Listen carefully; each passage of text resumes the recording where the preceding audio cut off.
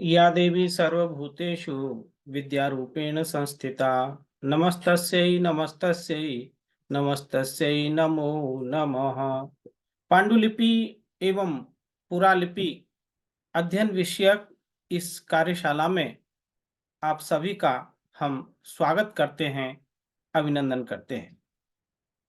हमने पिछली क्लास में विविध प्रकार की पांडुलिपियों के विषय में चर्चा की और उन पांडुलिपियों में मिलने वाले कुछ चिन्हों, संयुक्ताक्षरों, छूटे हुए पाठों एवं अलंकरण, कुछ चित्रों आदि को भी देखा और उनके विषय में चर्चा की।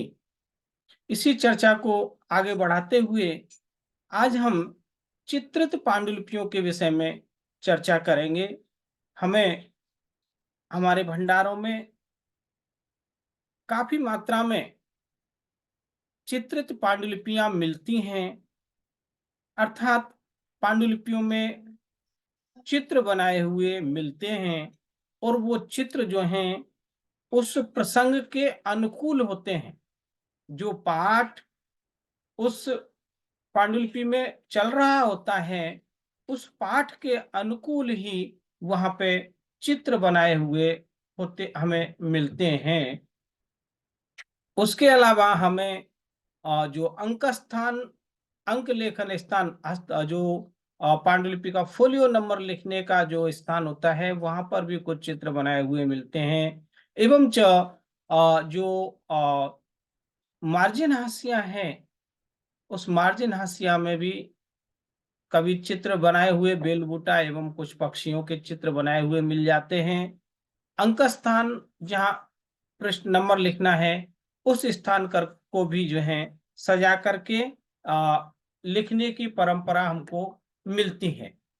और वो चित्र विशेष रूप से लाल स्याही से या गेरू से, हरी स्याही से या फिर कोई कुछ महत्वपूर्ण ग्रंथों में सोने चांदी की स्याहियों से भी वो चित्र बनाए हुए होते हैं। और ऐसी चित्रित पांडुलिपियों का महत्व बहुत अधिक होता है। वो पांडुलिपियां विषय की दृष्टि से तथा च मूल्य की दृष्टि से जो है बहुमूल्य होती हैं। मूल्य का मतलब वहाँ पैसे से नहीं, पैसा तो जो है किसी भी ग्रंथ का पैसे से मूल्य लगाना, मूल्य निर्धारित कर पाना तो संभव ही नहीं है। वो पैसे की दृष्टि से तो अमूल्य है। पैसा करोड़ों अरबों कमाया जा सकता है, लेकिन एक पेज किसी पांडुलिपि का प्राचीन समय का लिखा हुआ यदि गायब हो जाता है या कोई एक लाइन जो है उस ताड़पत्र से टूट जाती है तो उसको रिकवर करना संभव नहीं।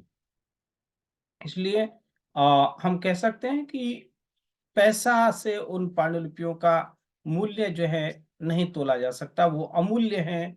उसमें हमारे ऋषियों, हमारे आचार्यों, हमारे महर्षियों, हमारे पूर्वजों का जो अथक परिश्रम है और उनका जो ज्ञान विज्ञान है वो जो है उनके महत्व को जो है हजारों गुना बढ़ा देता है, उन ग्रंथों के महत्व को बढ़ा देता है और वो हमारी विरासत है। इसलिए ही इसीलिए राष्ट्रीय पांडुलिपि मिशन हो या हमारा केंद्रीय संस्कृत विश्वविद्यालय हो, सभी का जो है मेन फोकस उन ग्रंथों के प्रकाशन, संरक्षण, संवर्धन पर है।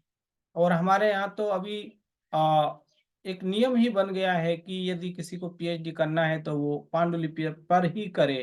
पांडुलिपियों पर रजिस्ट्रेशन कराने वाले विद्यार्थियों को वरीयता दी जाती है। उद्देश्य यही है कि अभी तक भी लाखों जो पांडुलिपियां ग्रंथ हैं जो अप्रकाशित हैं, अभी तक प्रकाश में नहीं आए हैं, वो जल्दी से जल्दी प्रकाशित हो सकें। तो इसी में जो है चित्र रचना एवं रंग के विषय में हम लोग चर्चा करेंगे। सोने चांदी की स्याही से जो है हमें जैन परंपरा के बहुत सारे ग्रंथों में चित्र बने हुए मिलते हैं। जैसे कि हमने कल कल्प सूत्र को देखा, उसमें बहुत सारे चित्र जो हैं सोने और चांदी की स्याही से बने हुए थे। इसके साथ ही समय मिला तो हम आज पाठालोचना के विषय में भी चर्चा करेंगे कि उन पाठों उनमें जो है हस्तप्रतों में यदि कोई पाठ विकृत हो गया है तो उसको कैसे हम विमर्श करके आलोचन करके उसको ठीक कर सकते हैं। तो सर्वप्रथम चित्र रचना और रंग, ये जो एक टॉपिक है, इसमें जो है बताया गया कि पांडुलिपियों में चित्र रचना की जो परंपरा है वो बहुत पुरानी है। काफी प्राचीन समय से हमको चित्र बनाए हुए पांडुलिपियों में मिलते हैं। सचित्र पांडुलिपि उस हस्तलिखित पुस्तक को कहते हैं। तो प्रश्न बन सकता है कि सचित्र पांडुलिपि किसे कहते हैं? आपका उत्तर होगा कि सचित्र पांडुलिपि उस हस्तलिखित पुस्तक को कहते हैं जिसके पाठ को विविध चित्राकृतियों से सजाया गया हो और सुंदर बनाया गया हो। ऐसी पांडुलिपि की जिनके पाठों को यानी पाठ तो लिखे हुए हैं ही लिपि के रूप में, साथ में उन पाठों को सजाने के लिए कुछ चित्र आकृतियां विविध प्रकार की जो हैं बनाई गई हों, और वो आकृतियां चित्र विषय के अनुकूल होते हैं। जैसा प्रसंग चल रहा होता है वैसे आपको चित्र मिलेंगे। आप जो हैं यदि कभी महावीर जैन आराधना केंद्र कोबा के भंडार में जाएं तो वहां पे आपको ताड़पत्रों पर जो है पूरा कृष्ण लीला, रामलीला के जो हैं चित्र बने हुए आपको मिल जाएंगे। वो पूरा ग्रंथ वो लिखा हुआ भी है और उसी प्रसंग के अनुरूप वहां चित्र भी बने हुए हैं। तो इससे जो है उन ग्रंथों को सजाया जाता था, सुंदर बनाया जाता था। यह सज्जा सुनहरी या रुपहरी स्याही से की जाती थी, और ये सजावट जो है सोने की एवं रुपहरी अर्थात चांदी की स्याही से भी होती थी। तो जिस जैसा महत्वपूर्ण ग्रंथ हो, जितना और या फिर जितना संसाधन उपलब्ध हो, उतने संसाधनों का हमारे जो चित्रकार हैं, जो लिपिकार हैं, वो करते थे। और पश्चिम में 14वीं शती में ऐसे चित्र सज्जा का उल्लेख मिलता है। पश्चिमी देशों में भी चित्र सज्जा के उल्लेख 14वीं शताब्दी से प्राप्त होते हैं। हमारे देश में 11वीं से 16वीं शती तक बने अपभ्रंश शैली के चित्र पांडुलिपियों में मिलते हैं। तो हमारे यहाँ 11वीं से 16वीं शताब्दी तक के पांडुलिपियों में जो चित्र मिलते हैं वो अपभ्रंश शैली के हैं। अपभ्रंश शैली अर्थात ये एक प्रकार से यानी कि जो है जैन परंपरा की शैली इसको कहेंगे, और ये प्राकृत शैली कह सकते हैं। ये प्राकृत का ही रूप है अपभ्रंश। और ये जो है अपभ्रंश जो है ये मगध जो अर्धमागधी है उससे जो है ये निश्रित होती है। तो इनको अपभ्रंश शैली के चित्र ऐसा कहा गया।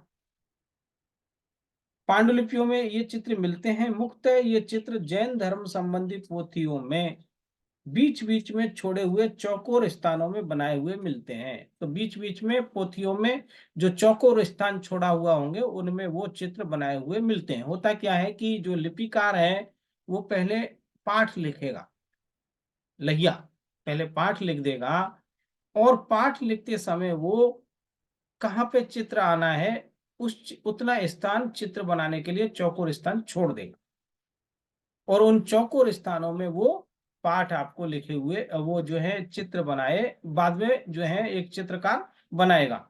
जरूरी नहीं है कि जो लहिया है वही चित्रकार भी हो सकता है चित्र बनाने वाला दूसरा हो, या फिर लहिया भी यदि चित्रकार है तो वो स्वयं चित्र भी बनाएगा और पाठ भी लिखेगा। लेकिन होता ऐसा था कि पाठ लिखते समय लिपिकार वो स्थान खाली रखते थे, और उन चौकोर स्थानों पर बाद जो है फिर जो चित्रकार हैं वो चित्र बनाते थे। इनमें पीले और लाल रंगों का अधिक प्रयोग हुआ है, और इन चित्रों में आपको पीले और जो है लाल रंग अधिक प्रयुक्त हुए मिलेंगे। कल भी हमने एक पांडुलिपि देखा था, जैसे हमने ओग निरुक्ति और यति धर्म जो ग्रंथ देखे उनमें आपने देखा कि बीच बीच में चित्र बने हुए हैं। डॉक्टर रामनाथ का यह कथन पठनीय है। डॉक्टर रामनाथ ने कहा कि गुजरात के पाटन नगर में भगवती सूत्र की एक प्रति 1062 ईस्वी की प्राप्त हुई है। तो भगवती सूत्र की 1062 ईस्वी की 10th सेंचुरी की एक जो है प्रति वहाँ पाटन में है, गुजरात के पाटन में। बड़े पाटन के भंडार बड़े ही अच्छे हैं, बड़ी रेयरेस्ट मैन्युस्क्रिप्ट वहाँ पाटन के भंडारों में हैं। और एक समय में राजा हेमचंद्र और जो है कलिकाल सर्वज्ञ के समय में, और हेमचंद्राचार्य के समय में जो है वो पाटन विद्या का प्रमुख केंद्र था। आचार्य हेमचंद्र सूरी जी ने हजारों ग्रंथ वहाँ जो है ग्रंथों की रचना करवाई। उन्होंने स्वयं ने भी बहुत सारे ग्रंथ लिखे। हेम शब्दानुशासन ग्रंथ उनका बड़ा ही प्रसिद्ध है। और बड़े बड़े वहां पाटन में भंडार थे। तो वहीं पर एक जो है भगवती सूत्र की एक प्रति मिलती है जो 1062 ईस्वी की है। इसमें केवल अलंकरण किया गया है। तो इस प्रति में जो है अलंकरण किया गया है, अर्थात इसको जो है चित्र तो नहीं बनाया है, लेकिन उस प्रति को अलंकृत किया गया है। उसके बेल बूटे बनाए गए हैं मार्जिन हाशिया में। अंकस्थान चित्र पर कुछ जो है अंकस्थान जो अंक लेखन स्थान है वहां पे कुछ जो है आकृतियां बनाई गई हैं। तो सबसे पहली चित्रित कृति ताड़पत्र पर लिखित निशित चूर्णी नामक पांडुलिपि है।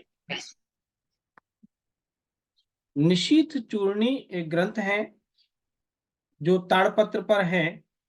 हमारी जैन परंपरा का ही ये ग्रंथ है।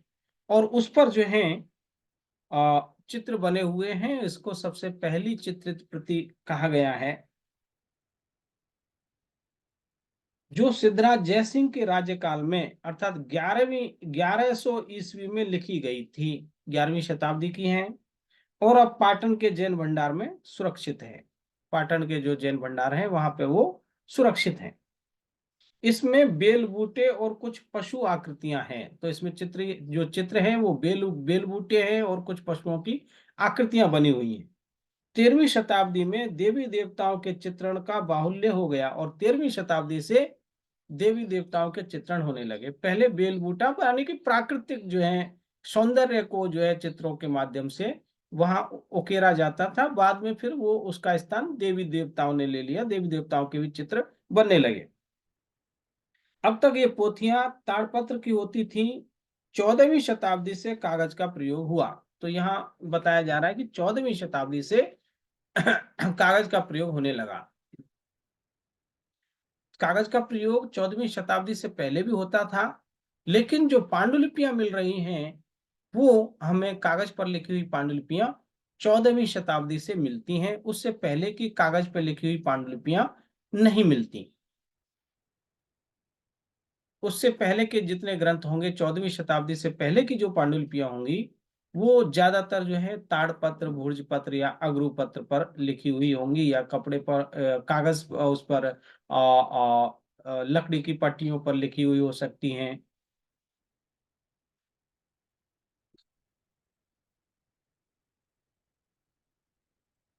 तो 14वीं शताब्दी से कागज का प्रयोग हुआ।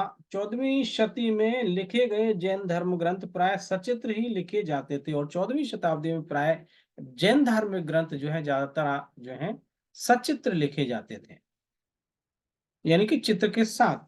दक्षिण भारत में 980 ईस्वी की पाल शैली में लिखित बौद्ध धर्म विषयक पांडुलिपि भी मिलती हैं। दक्षिण भारत में बौद्ध धर्म संबंधी 980 ईस्वी के आसपास की जो है कुछ पांडुलिपियां मिलती हैं। पाल काल में, पाल राजाओं का समय है 9वीं शताब्दी। उस समय की कुछ बुद्धिस्ट मैन्युस्क्रिप्ट जो है दक्षिण भारत के भंडारों में मिलती हैं। तो वो स्वाभाविक है कि ताड़पत्र पर या अगरू पत्र पर होंगी। बौद्धिस्ट पांडुलिपियां ज्यादातर अगरू पत्र पे लिखी जाती थी। धीरे धीरे चित्रकला लौकिक रूप ग्रहण करने लगी। अनेक प्रेम गाथा विषयक रचनाएं लौकिक शैली में लिखी जाने लगी, जैसे कि कृष्ण लीला। इनमें विविध रंगों एवं शैलियों का प्रयोग होने लगा। हाँ, कोई प्रश्न पूछ रहा है क्या? और इन चित्रों में विविध प्रकार के रंगों एवं स्याहियों का भी प्रयोग होता था। फिर है चित्रलिखित पांडुलिपियों का महत्व। इनका महत्व क्या है? और चित्रलिखित पांडुलिपियों का महत्व जो है पूछा जा सकता है। चित्रित पांडुलिपियों के महत्व को आधार करके एक निबंध लिखिए या फिर चित्रित पांडुलिपियों का महत्व लिखिए, ऐसा एक प्रश्न बनता है। तो सचित्र पांडुलिपियां निम्नलिखित कारणों से महत्वपूर्ण मानी जाती थी। तो आपको जो है, यदि ऐसा प्रश्न आए तो आपको पहले तो लिखना है बताना है कि किस शताब्दी से सचित्र पांडुलिपियां मिलती हैं, और पाटन के भंडारों में कुछ पांडुलिपियां हैं, और आपका जो ये निश्चित चूर्णी एवं अन्य जो ग्रंथ यहाँ उल्लेखित किए गए हैं उनका आप नाम उल्लेख कर सकते हैं। और उनमें बेलबूटा वगैरह जो बने हुए हैं, भगवती सूत्र है, इसकी पांडुलिपियां मिलती हैं, उसका उल्लेख करते हुए फिर उनके महत्व पर आपको जाना है। तो इनका महत्व जो है, विविध कारणों से ये महत्वपूर्ण होती हैं, जिसमें सबसे पहला है ऐतिहासिक महत्व। ऐतिहासिक दृष्टि से इनका अपना महत्व होता है। सचित्र पांडुलिपियों से विभिन्न कालखंडों में मानव अपनी अनुभूतियों को किन किन रंगों और चित्रों में अभिव्यक्त करता था, इससे सांस्कृतिक परिवेश भी उजागर होता था। तो ऐतिहासिक महत्व तो ये था कि वो विभिन्न कालखंडों में वो मानव जो हैं अपनी अनुभूतियों को किन किन रंगों और चित्रों से अभिव्यक्त करता था। तो 13वीं शताब्दी की यदि कोई पांडुलिपि सचित्र मिलती है तो हमें 13वीं शताब्दी का ऐतिहासिक महत्व पता चलेगा कि उस समय जो मानव हैं, उस समय लोग जो है अपने मन के उद्गारों को किन किन रंगों के माध्यम से व्यक्त करना करते थे। तो इससे ये पता चलेगा कि उस समय किस रंग की प्राधान्य था, कौन रंग सुलभ था या वो महत्वपूर्ण था, और वो जो है किस कैसे चित्र बनाए हुए हैं। तो उन चित्रों से भी उस समय का पॉपुलैरिटी, क्या चीजें पॉपुलर थी, ये पता चलेगा। यदि प्राकृतिक बेल बूटा वगैरह बनाए हुए हैं तो इससे पता चलेगा कि लोग प्रकृति प्रेमी थे।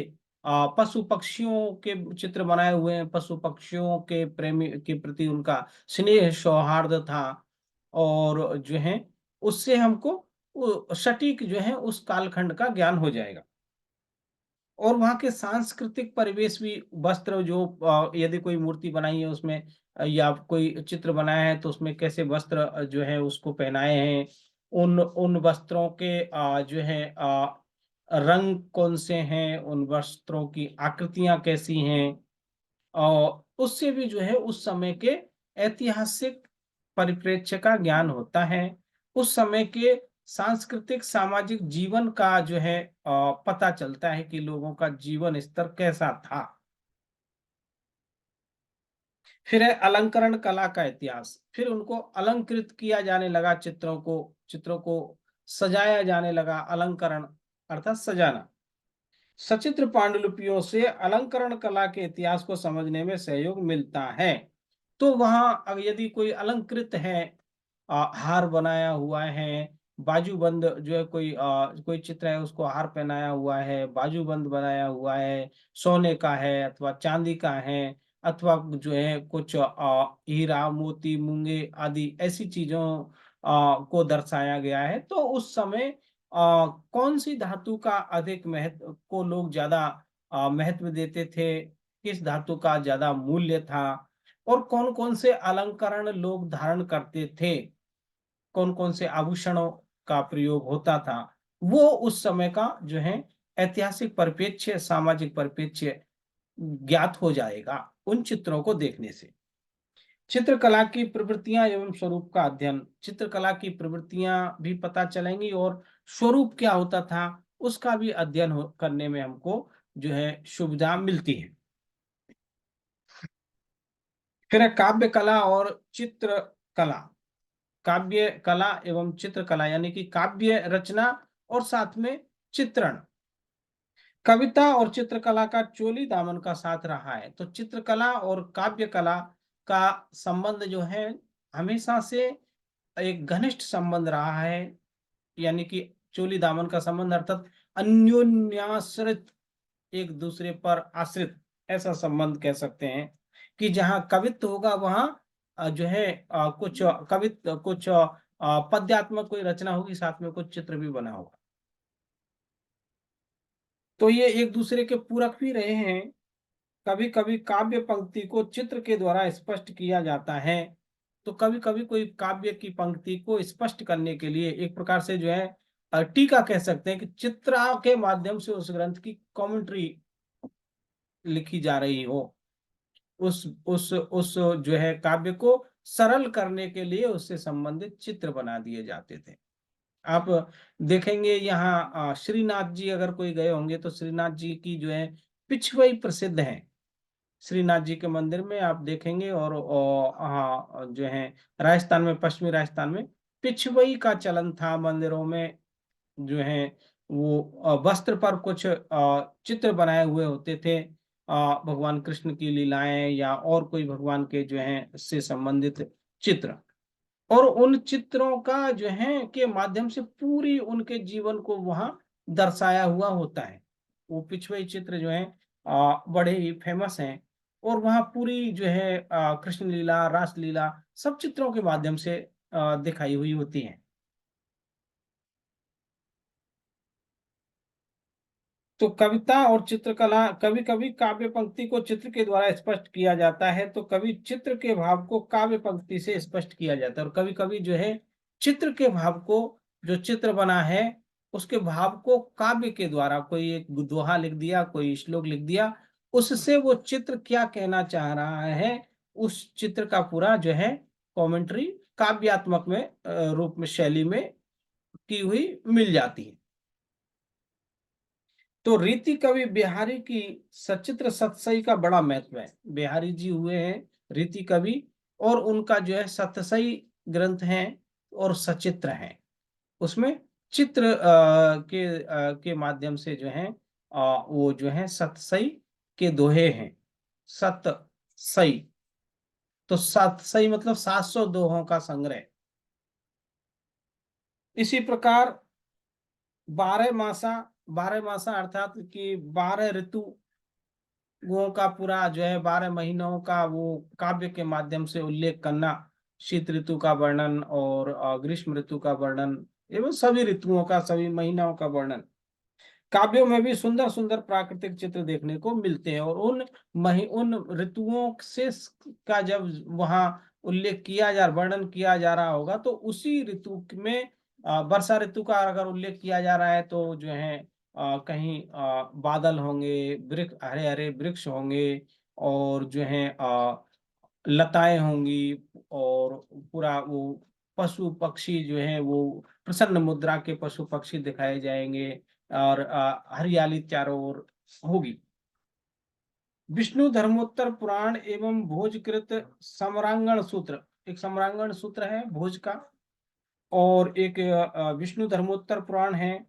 इन रचनाओं में चित्रकर्म के 8 अंगों का वर्णन मिलता है, और इन ग्रंथों में चित्रकर्म के 8 अंग अर्थात चित्रकाल कला के भी 8 अंग वहां बताए गए कि किन किन अंग जो है अ, धाराओं को ध्यान में रखते हुए किन किन उद्देश्यों के साथ चित्रकारी हो।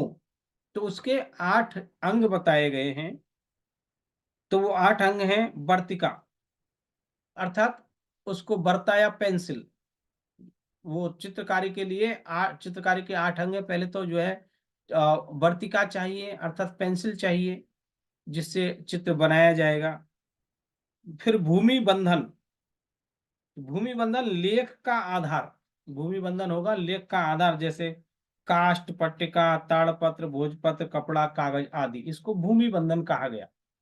कि क्योंकि देखिए सबसे पहले जो है ना, भूमि बंधन इसलिए भी कहा गया इसको कि सबसे पहले लिखने का उल्लेख, भूमि पर लिखने का उल्लेख मिलता है कि लोग जो हैं पहले भूमि पर जो है कुछ अक्षर लिखते थे। भूमि मतलब जमीन पर जो है रेत इकट्ठा करके उंगली से रेत में जो है कुछ कुछ अक्षरों की आकृतियां बनाते थे, अक्षरों कुछ चित्र बनाते थे। या आप देखेंगे कई बार समुद्र के किनारे पे कहीं जाते हैं, कुछ किसी विशिष्ट कोई त्योहार वगैरह पे लोग जो है वो कुछ चित्रकार वो समुद्र की रेती को इकट्ठा करके उसी से कोई अच्छा सा जो है कोई चित्र बना देते हैं, कुछ मूर्ति जैसा बनाकर बना देते हैं। तो पहले जो है भूमौ, सर्वप्रथम भूमौ लिखित, पहले भूमि पर जो है वो लिखेंगे और फिर उस पाठ को जो है शुद्ध करेंगे और फिर जो है उसको किसी अन्य साधन पर लिखा जाएगा।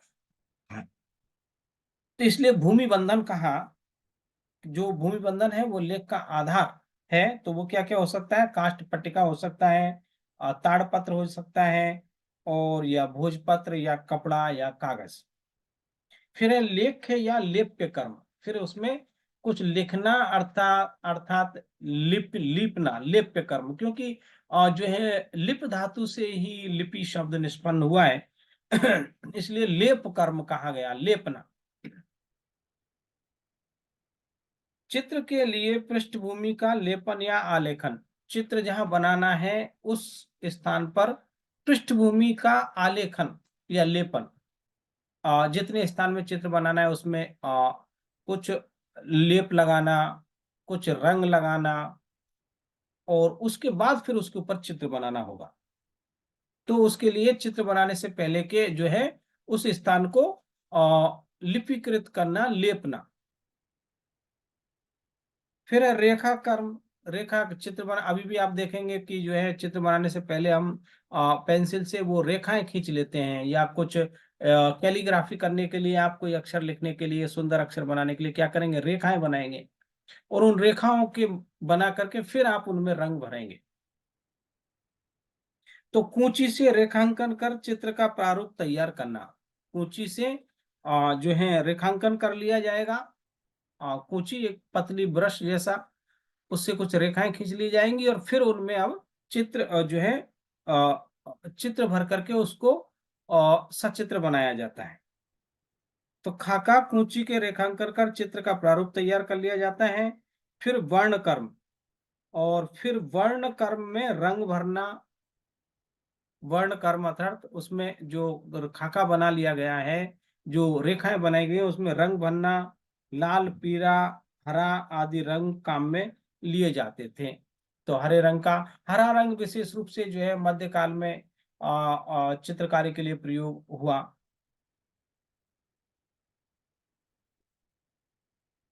फिर बर्तनी कर्म, बर्तनी या कूची से रंगों के हल्के या भारीपन को ठीक किया जाता था। रंग कोई हल्का है तो उसमें और उसको थोड़ा सा रंग और लगा करके भारी बनाया जाएगा, या कोई रंग भारी हो गया है तो उसको जो है कूची से थोड़ा पानी लगा करके उस रंग को हल्का बनाया जाएगा।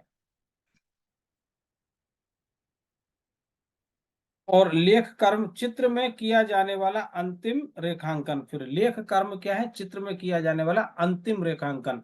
पूरा चित्र बन गया, फिर रेखाओं के द्वारा उस चित्र को जो है संवारना।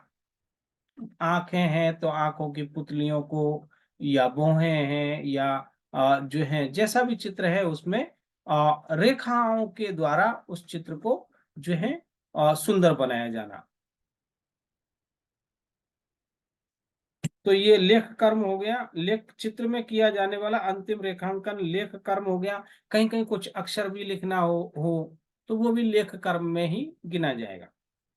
द्विकर्म, द्विक कर्म, तो कभी कभी मूल रेखा को अधिक स्पष्ट करने के लिए रेखा को दोहरा बना दिया जाता था, जैसा कि नाम से ही पता चल रहा है, द्विक, द्विक या त्रिक, त्रिक माने तीन, द्विक माने दो, की रेखाओं को जो है अगर कोई पतली रेखा है स्पष्ट नहीं दिखाई दे रही तो उसको डबल बना देंगे, जिससे उसमें सुंदरता भी आ जाएगी और वो पता भी चलेगा। तो इतने जो हैं आपके ये 8 अंग थे चित्रांकन के। तो इनको आप ध्यान में रखिएगा। पूछा जा सकता है कि चित्रांकन के 8 जो अंग कौन कौन से हैं। ओके। फिर है पांडुलिपि रचना में प्रयुक्त अन्य उपकरण। पांडुलिपियों की रचना करते समय और कौन कौन से अंग उपकरण प्रयुक्त होते थे, जिनमें है पहला रेखा पाटी। रेखा पाटी मतलब रेखा माने लाइन, लाइन खींचने की पट्टी। तो इसे समास पाटी या काम्बी भी कहा जाता था, इसको काम्बी भी कहते थे अथवा समास पाटी कहा जाता था। और समानांतर रेखाएं खींचने के लिए रेखा पाटी का प्रयोग किया जाए। और रेखा पाटी का प्रयोग क्या है होता था, समानांतर रेखा खींचने के लिए, जैसे कि स्केल होता है, समान सीधी रेखाएं खींचने के लिए, बराबर रेखाएं खींचने के लिए इसका पट्टी का प्रयोग किया जाता था। यह एक लकड़ी की पट्टी होती है, डोरियां लपेटकर और स्थिर कर समानांतर रेखाएं बनाई जाती हैं। और इसमें डोरियां वगैरह लपेट करके समान रेखाएं बनाने के लिए इसको तैयार किया जाता है, जिस पर लिप्यासन कागज रखकर दबाने से रेखाएं उभर जाती हैं। और यानी कि जब लिखना है तो वो उसमें मैंने शायद आप लोग को बताया होगा, ये वो जो है एक एक सर एक हाँ लकड़ी सर। लकड़ी की पट्टी जिसमें धागे खिंचे होंगे और उसके ऊपर कोलतार लगा होगा, उसके ऊपर कागज को रख के ऐसे हाथ से प्रेस कर देंगे तो जो है लाइनें उस कागज में आ जाएंगी। और लिखने के बाद वो तो सर हाशिया और हम्म सर हाशिया और रेखा पाटी सेम ही है क्या? नहीं, हाशिया तो जो है वो पांडुलिपि का लेफ्ट और राइट साइड में का खाली स्थान है। रेखा पाटी है एक पट्टी जिससे कि रेखाएं खींची जाएंगी, लाइनें खींची जाएंगी। एक मिनट में स्क्रीन शेयर करके आपको बता देता हूं। रेखा पाटी,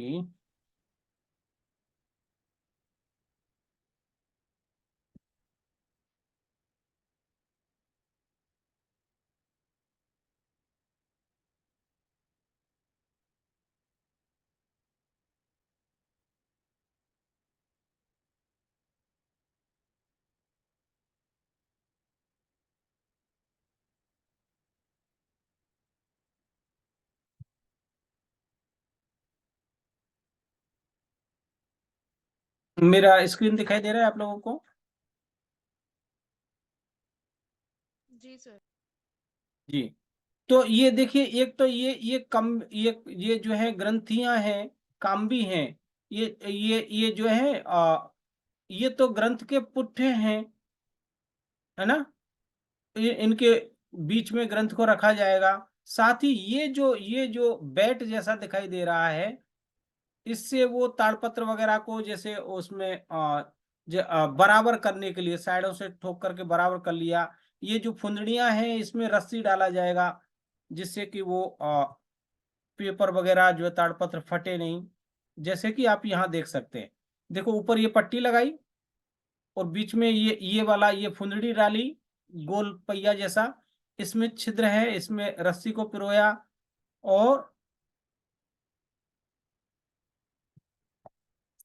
और इसमें जो है वहां एक गांठ जैसा लगा दिया, ग्रंथि लगा दिया। और ये घोटा भी है, इससे घोटा भी जाएगा, ये पत्थर का घोटा। और ये जो है ये कृपाण है, जो काम जो है त्रिशूल वो चित्र वगैरह बनाने के लिए। हम लोगों के ड्राइंग बॉक्स वगैरह में भी ऐसी ये आ, आती है, ये ट्रायंगल वगैरह बनाने के लिए। और ये आपकी कलम हो गई, बरू की कलम है, ये आप देख सकते हैं। उसके अलावा ये तो बीच के जो है मध्य फुलिकाएं वगैरह हो गई। और अ, जैसे ये कक्का पाटी है। अब देखिए ये हाशिया है, ये वाला स्तंभ, मेरा कर्सर दिखाई दे रहा है। जी सर। ये लेफ्ट हाशिया और ये वाला राइट हाशिया। और बीच में जो ये दो लंबी लाइनें खींच के बीच में बेल बूटा जैसा बनाया गया है, ये अलंकरण है ना। उसी प्रकार से ऊपर का जो खाली हिस्सा है ये अपर हाशिया, और नीचे का जो लोअर हाशिया या मार्जिन, मार्जिन और हाशिया दोनों एक ही है। तो और ये आदि मंगल चिन्ह, दो लंबी लाइन खींच करके GO जैसा लिखा हुआ ना। और ये ओम, ओम नमः सिद्धम, उसके बाद आ आ इ ई उ, ये कक्का पार्टी है।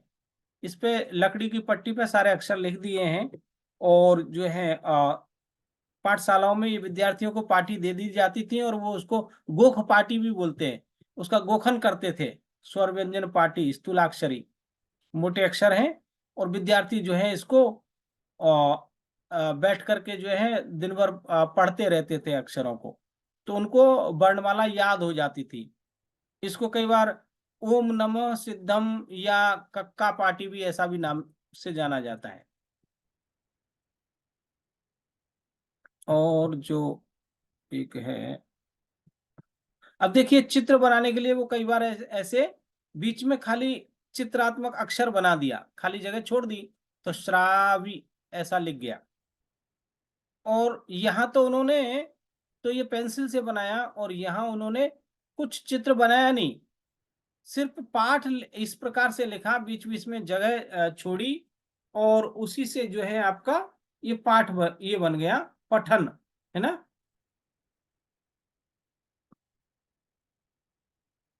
यहाँ देख सकते हैं वृक्ष जैसा बनाया, ये स्वस्तिक स्वस्तिक जैसा बनाया। ये भी एक मध्य फुलिका है। ये सभी पुट्ठे हैं जो हस्तप्रत के ऊपर नीचे लगाए जाएंगे। और ये पांडुलिपि, तो ये जो है यहाँ देख सकते हैं आप, ये आदि मंगल, द द के ऊपर रेफ जैसा जीरो जैसा लगा करके ना। और ये मार्जिन हाशिया, लेफ्ट मार्जिन, और ये राइट मार्जिन। और ये देखिए चित्र, यहाँ पर कुछ चित्र बनाए हुए हैं, आप देख सकते हैं चित्र। ये देखिए एक चित्रित पांडुलिपि। इधर यहाँ लेफ्ट साइड में पार्ट है, राइट साइड में पार्ट है, और बीच में चित्र है।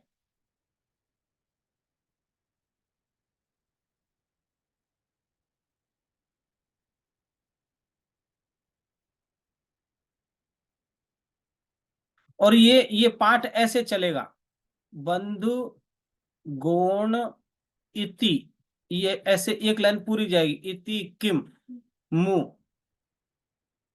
फिर दूसरा पार्ट आएगा, धी बंधु, ये छ, यहाँ तो यहाँ ये गाथा एक पूरी हो गई, समाप्ति सूचक चिन्ह। कृत संगातिको, संगातिका। तो ये जो चित्र है उसी चित्र से के प्रसंगानुकूल आपको पाठ मिलेगा। और ये यहाँ जो है ना ऊपर अनुक्रम में कलिकाल सर्वज्ञ हेमचंद्र सूरी ने श्री राज देव सिंह देवनी व्याकरण रचना माटे प्रार्थना। अब ये देखिए ये जो है ना ये चित्र हैं, ये जो है कलिकाल सर्वज्ञ आचार्य हेमचंद्र जी से आ, आ, हेम शब्दानुशासन लिखने के लिए जो है जयदेव सिंह जो है उनसे प्रार्थना कर रहे हैं। तो यहाँ आचार्य कलिकाल सर्वज्ञ आचार्य हेमचंद्र हैं, और वो राजा हैं, और वो उनसे प्रार्थना कर रहे हैं कि आप हमारे लिए एक ग्रंथ लिख करके दे दीजिए। ठीक है। सिद्धेम व्याकरण की हस्ती ऊपर रथ स्थापना।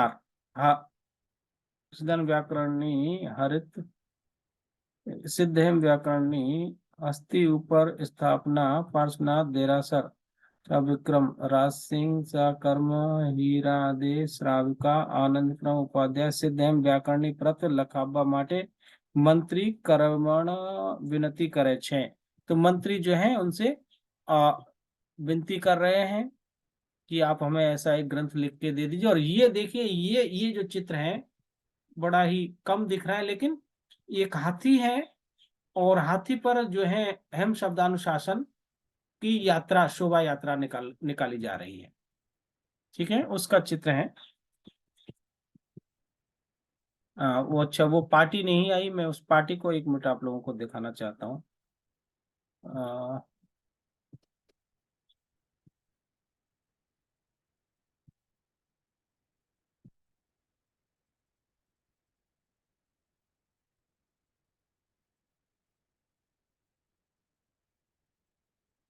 शायद इसमें मिल जाए, एक मिनट।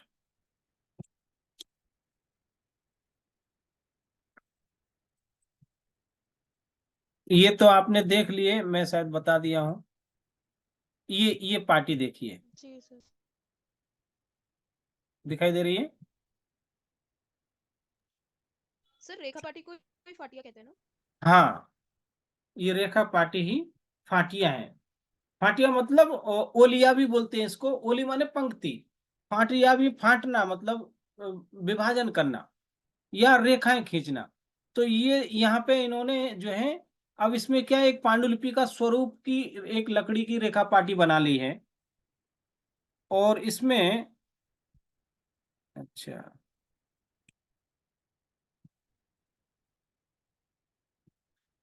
चारों ओर जो है हाशिया बना दिया है।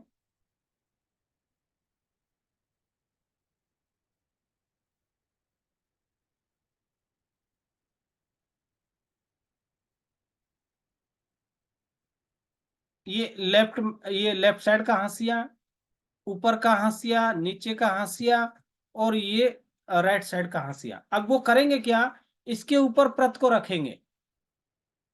इसमें ये धागे उभरे हुए हैं, और वो हैंडमेड पेपर को इसके ऊपर रख के हाथ से जोर से दबाएंगे, तो उस पेपर में ना ये लाइनें खिंच जाएंगी।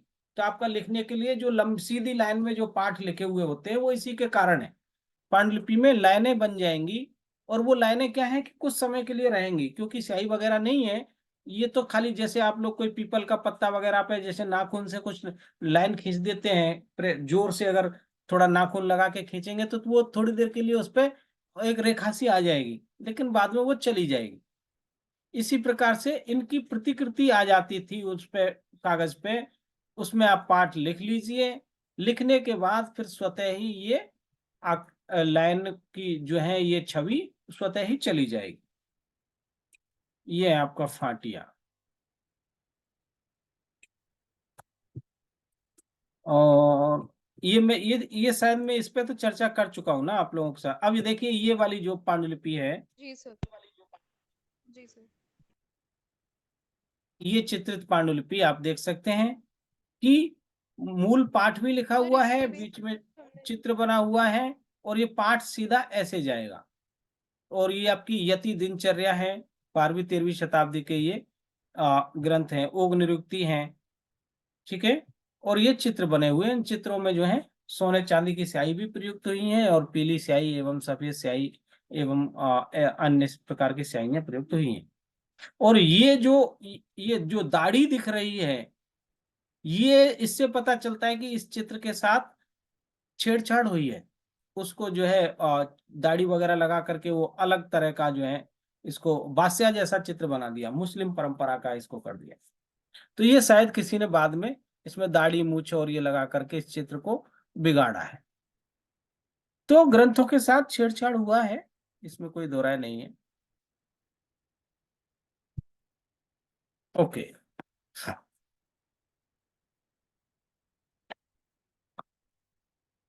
तो ये हो गया रेखा पाटी। इसे समास पाटी कामबी भी कहा जाता है। समानांतर रेखाएं खींचने के लिए रेखा पाटी का प्रयोग किया जाता है। ये एक लकड़ी की पट्टी होती है, डोरियां लपेटकर और स्थिर कर समानांतर रेखाएं बनाई जाती हैं। उसमें डोरियां पहले से स्थिर स्थायी जो है धागे लगाए जाते हैं, जिस पर लिप्यासन कागज रखकर दबाने से रेखाएं उभर जाती। तो कागज जो है लिप्यासन है।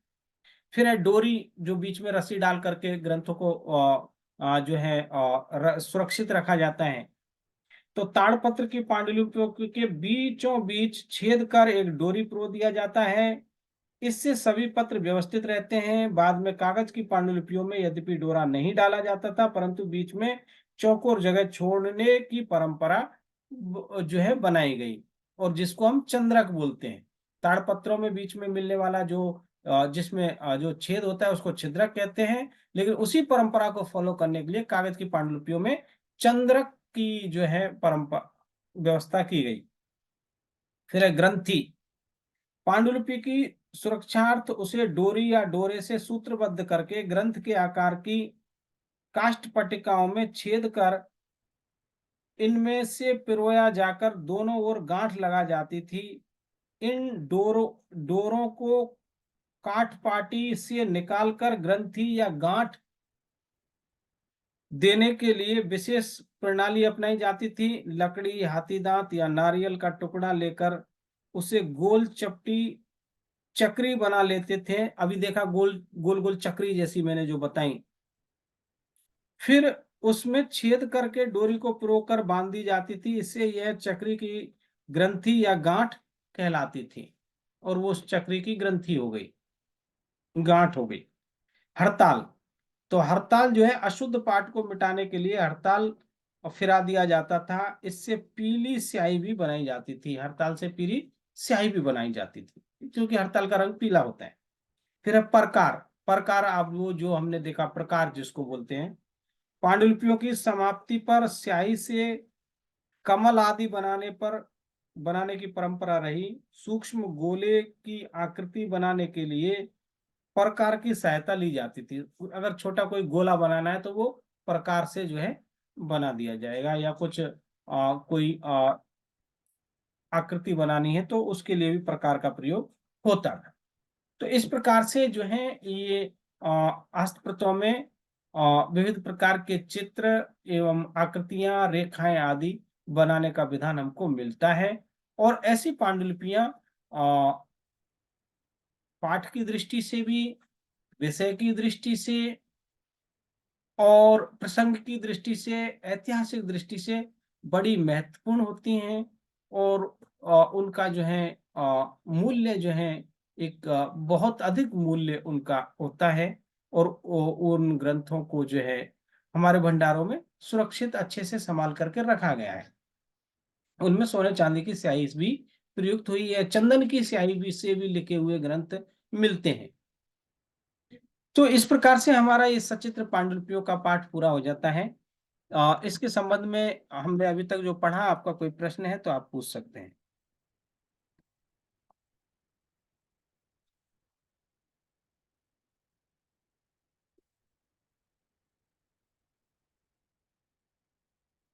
किसी सर का कोई प्रश्न? कुंडली और ग्रंथि अलग अलग है ना? कुंडली और ग्रंथि नहीं, एक ही है। अ, एक ही है, वो चक्री जैसा है ना। एक ही है।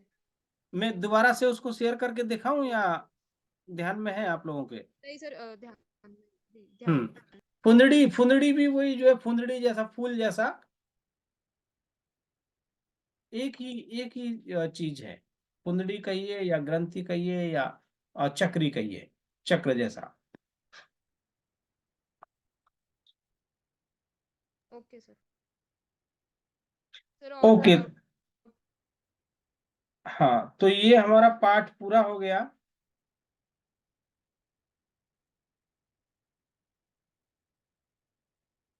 फिर है पाठ नंबर 5 ना, जी सर। पाठालोचन। पाठालोचन आज करेंगे या इसको कल करें? सर जैसा आप कहें। इसको कल करते हैं। एक नया अध्याय जो है पूरा एक ही दिन में पूरा कर लेंगे और अच्छे से वो कवर हो जाएगा मेरे हिसाब से। कोई प्रश्न है तो आप लोग प्रश्न पूछ लें। और पाठालोचन को कल करेंगे हम लोग। Okay sir.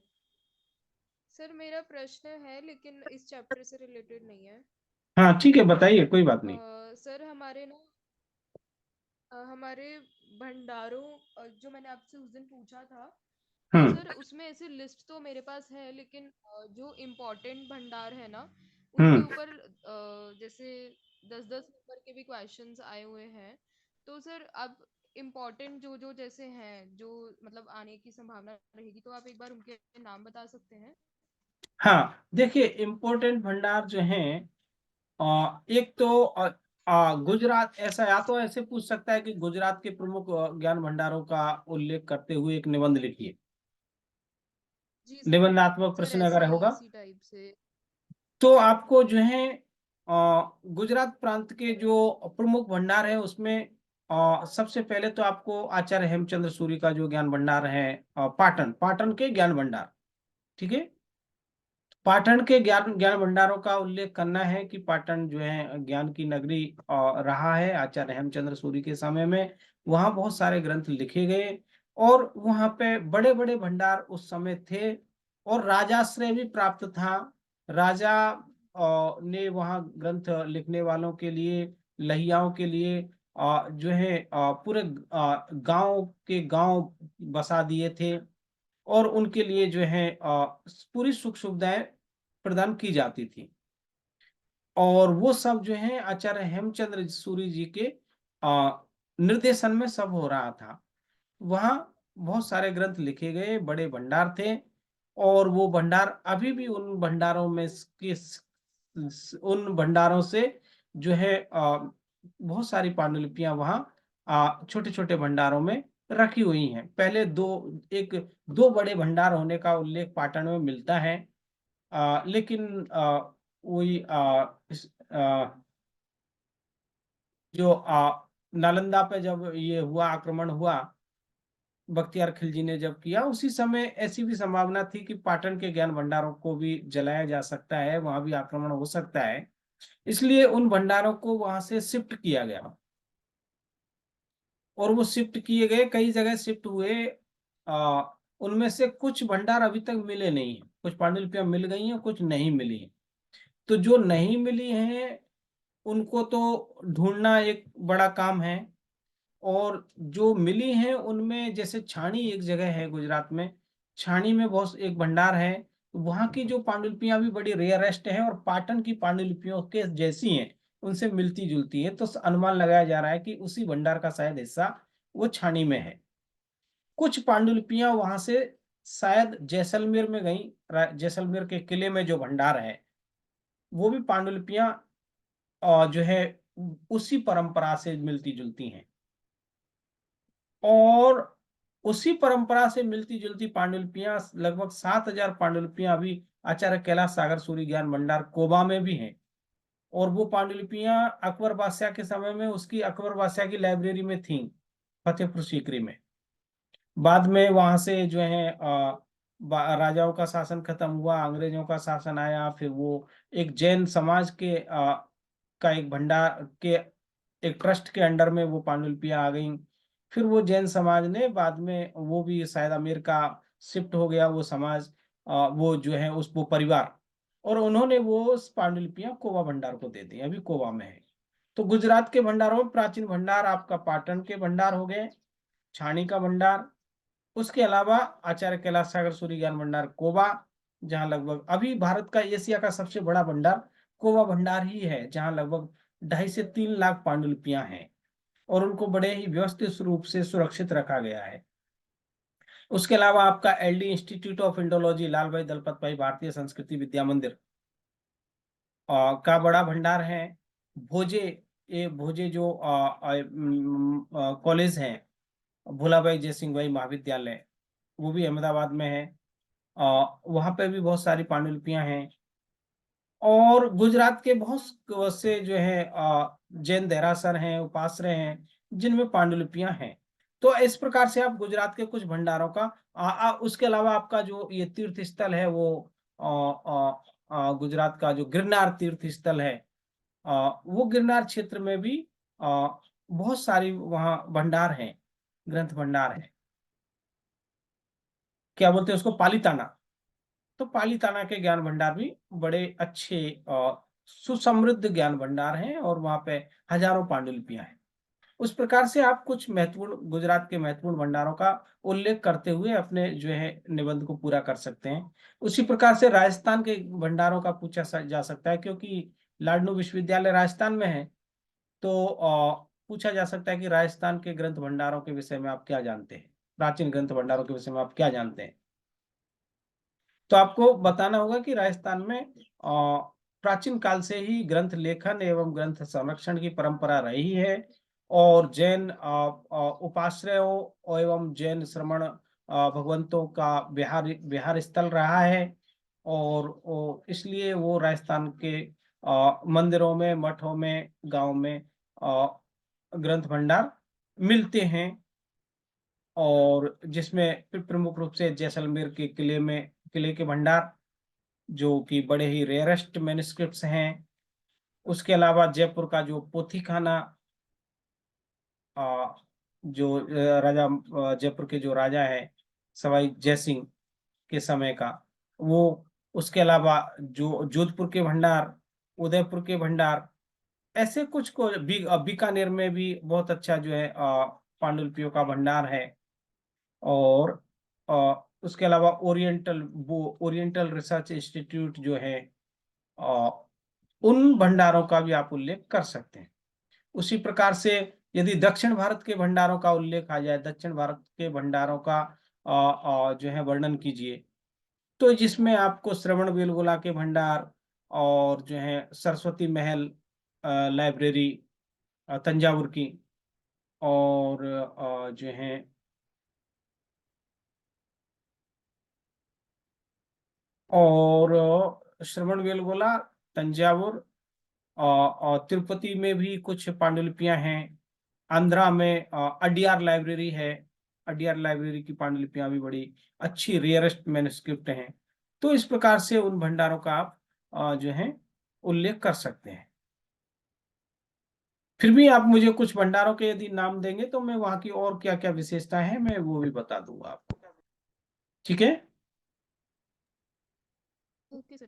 सर इनके विषय में कोई ऐसी बुक नहीं है ना जो सिर्फ भंडारों के लिए ही, वैसे नहीं है ना?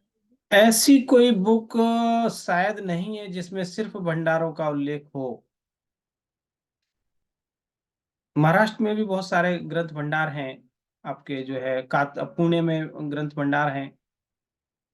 ऐसी कोई एक बुक शायद नहीं है। और ये कोई काम करे तो एक बड़ा अच्छा काम हो सकता है, एक रिसर्च का काम हो सकता है कि भारत के ज्ञान भंडार, उत्तर प्रदेश के बहुत सारे ज्ञान, उत्तर प्रदेश में बहुत सारे जो हैं पांडुलिपियों के भंडार हैं। जैसे कि हमारा इलाहाबाद में हमारा केंद्रीय संस्कृत विश्वविद्यालय का जो है गंगानाथ जहाँ परिसर है, वहां पे लगभग 1 लाख पांडुलिपियां हैं। और ये जो है रजा रामपुर लाइब्रेरी है। खुदाबख्श लाइब्रेरी पटना की है जहाँ मुस्लिम परंपरा के ग्रंथ हैं। और उसके अलावा आपके मथुरा में कई भंडार हैं, वृंदावन में भंडार हैं।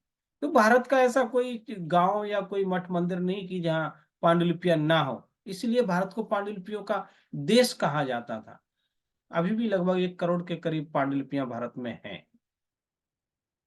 तो ये एक अच्छा कार्य हो सकता है यदि कोई चाहे तो इस पे भारत के समस्त भंडारों का जो है ग्रंथ संपदा एवं उनका महत्व विषय को लेकर के एक अच्छा काम कर सकता है। एक प्रोजेक्ट भी इस पे बन सकता है। ओके। ओके। और कोई प्रश्न?